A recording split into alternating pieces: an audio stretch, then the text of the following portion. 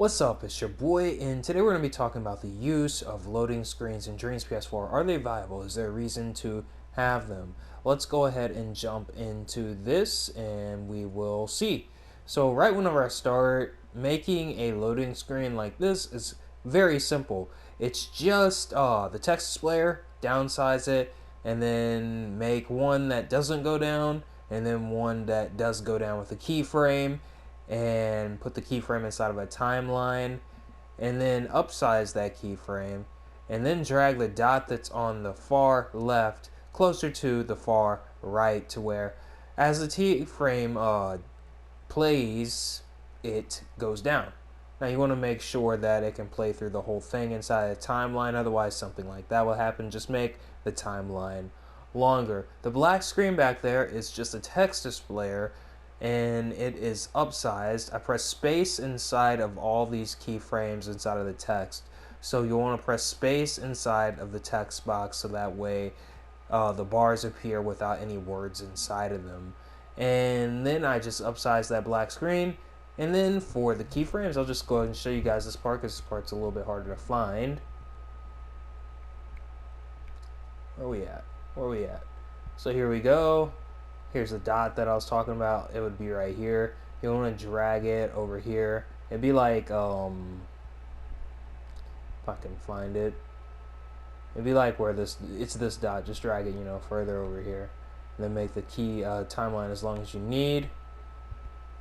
And that's this right here. That's why it's lighting up. And this is space inside of here. Is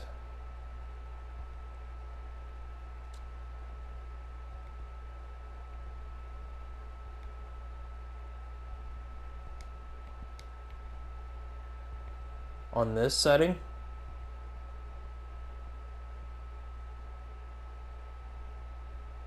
Right here I have it off of AutoFit. Turn down the text curvy. Change the color. Space in here. And right here, this is how you get the bars to appear on top of other bars. So the higher this is, the more priority it has. And this right here has no priority, so it's at 0.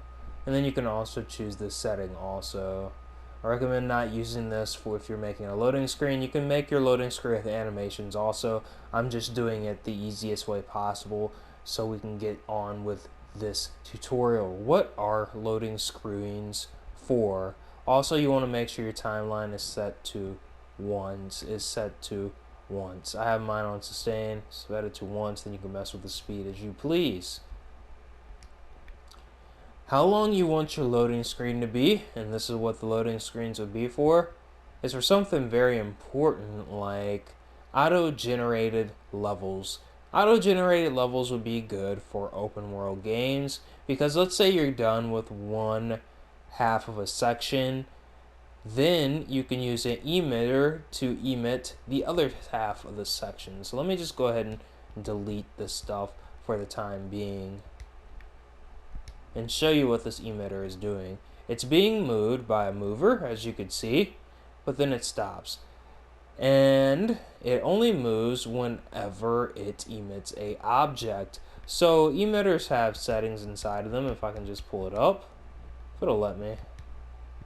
And I haven't mastered completely this part of this tutorial, so I'm actually going to make a auto-generated or randomly generated levels tutorial whenever I have the time. That's not this tutorial completely, but it is the beginning of it. So my open world tutorial and that tutorial, the auto-generated / random generated levels tutorial, will pop up here whenever I am finished with the auto-generated. I'm already finished with the open world tutorial, so you can click on that also. This is just the loading screen tutorial with some extra tidbits on why you would want to use this, because you can make games 1,000 times faster than you would have. Let's say Fallout, you'll notice that it's using the same engine as it did a long time ago, and the reason why is because it has auto-generated levels, and that's the reason why, because they can quickly make a game that way.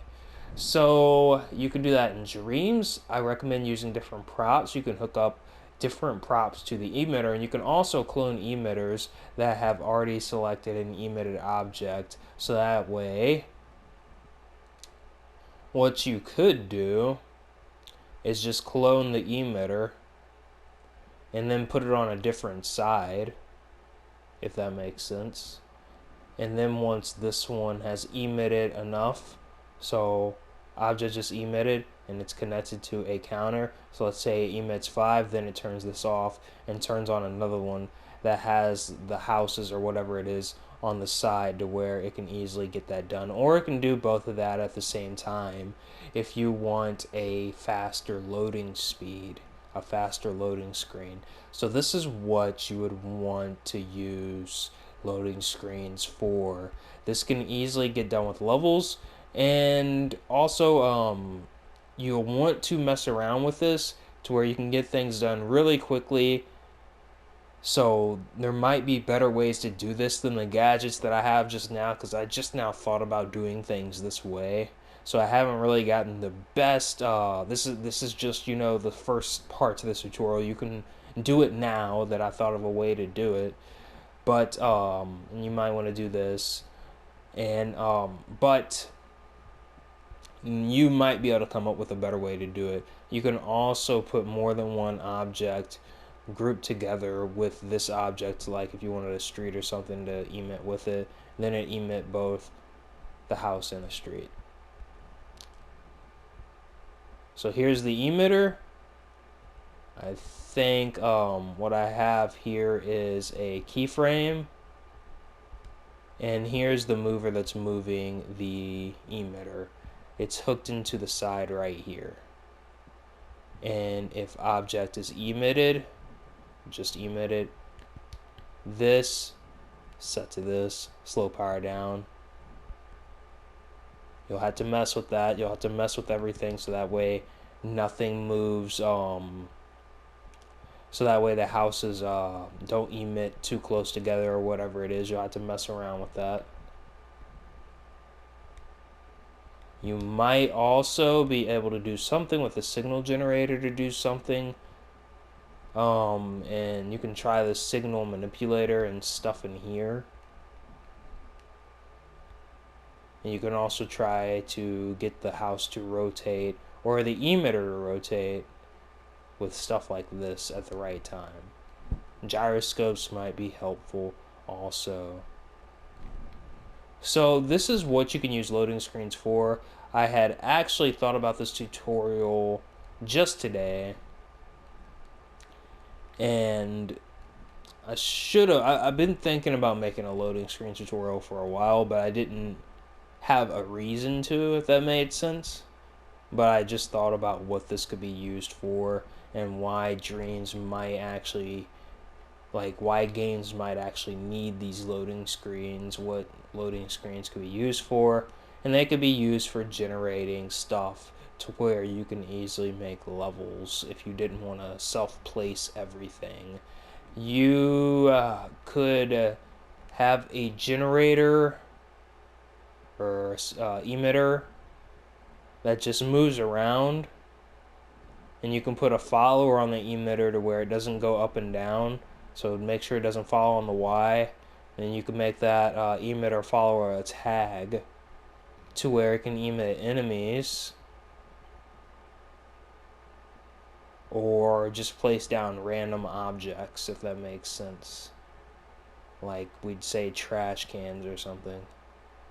You could do stuff like that also with a follower, and you'll want to turn that Y down to 0.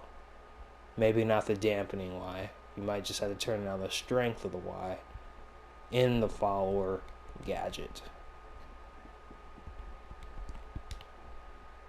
Affected objects would be plugged into a emitter, and then it would follow a tag. The tag's dot, make it action record, set it to once, so you can action record dots, if that makes sense. Like, let's see here. See that dot? You can action record that.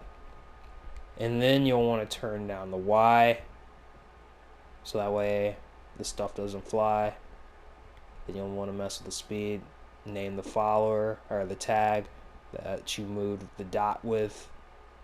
So put that tag name there, and you shouldn't have to raise these, but if you have to, then raise it. So that's the kind of stuff that you can do. Auto-generated stuff, loading screen stuff, what this stuff can be used for in Dreams PS4. If there's anything that you guys think I left out, just ask me in the comment section below if you guys need any extra help or you didn't understand something. Thank you so much for taking your time for watching. Here's the timer, or the timeline settings. Keyframe in here, extend it with the up arrow and dot over there on the side. I don't know what this action record is for, I forgot. I'm using an advanced mover connected to the emitter to make it move once emitted. Keyframe should do that. And I guess the counter increase if the counter is full, then